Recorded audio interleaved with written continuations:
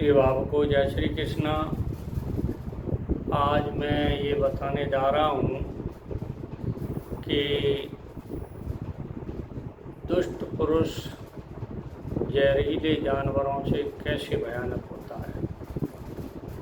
देखिए, सर्प के दांत में जहर होता है और मधुमक्खी के मुंह में जहर होता है और बिच्छू की पूंछ में जहर होता है, परंतु दुष्ट पुरुष के पूरे शरीर में जहर होता है। इसका अर्थ समझ गए होंगे। उसकी जबान में जहर, उसकी नज़र में जहर, उसके हाथों में जहर, उसके पैर में जहर, उसके दिमाग में जहर, उनके कानों में जहर, उसके हृदय में जहर, सब जगह जहर होता है। इसलिए उसके बच के रहना चाहिए। देखिए, और आपके जानकारी के लिए मैं बता देना चाहता हूँ कि हम जिस जल से लोटे में भरकर पैर धोते हैं, अगर उसमें कुछ जल बच जाता है तो बचा हुआ जल पीना नहीं चाहिए, क्योंकि वह मूत्र के समान हो जाता है। दूसरी बात, अपन जो लोटे में बैठ जल लेकर के संध्या करते हैं, संध्या वंदन करते हैं, फिर जो जल बचता है वो भी नहीं पीना चाहिए, वो भी मूत्र के समान हो जाता है। और पानी पीने के बाद में एक लोटे में ऊपर से पानी पीते हैं, बचा हुआ पानी फिर किसी और को नहीं पीना चाहिए, वो भी मूत्र के समान हो जाता है।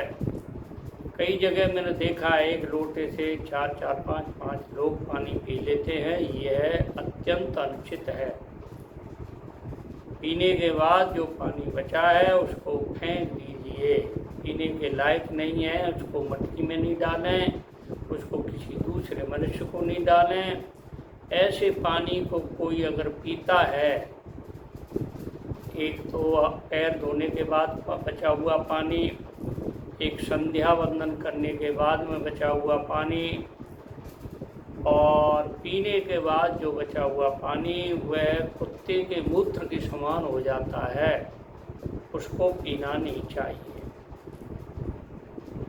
देखिए, अब कुछ आपके ज्ञान के लिए मैं बात बता रहा हूँ। कानों की शोभा वेद शास्त्र सुनने से होती है, कुंडल पहनने से नहीं होती। यानी कानों में आभूषण पहनने से शोभा नहीं होती। कानों की शोभा वेद शास्त्र सुनने से होती है। हाथों की सेवा दान करने से होती है, कड़ा पहनने से, कंकड़ पहनने से नहीं होती। चाहे सोने का पहनो, चाहे चांदी का कड़ा पहनो, उससे हाथ की शोभा नहीं होती। हाथ की शोभा केवल दान से होती है। और शरीर की शोभा स्नान करने से होती है, चंदन लगाने से नहीं होती। अगर आपने स्नान नहीं किया है, चंदन लगाया हुआ है, तो कोई नहीं, बेकार है वो। यानी शरीर की शोभा स्नान से होती है, चंदन लगाने से नहीं। मन की तृप्ति, मानना कि हम तृप्त हैं, उससे ही तृप्ति होती है, भोजन से तृप्ति नहीं होती।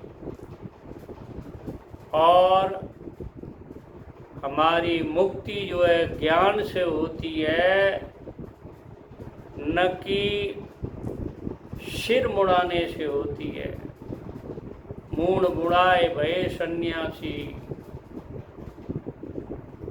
नार मुई घर संपत्ति नासी, मूढ़ मुड़ाए भये सन्यासी।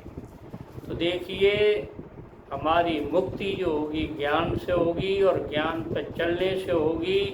सिर मुड़ाने से या जटा रखाने से हमारी मुक्ति नहीं होगी। ये कुछ बातें मैंने आपको आज के उपलक्ष्य में बताई हैं।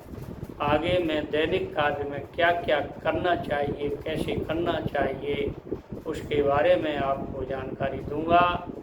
यदि आपको ये बात अच्छी लगी हो तो हमारे चैनल को सब्सक्राइब करें, लाइक करें, शेयर करें। जय श्री कृष्ण।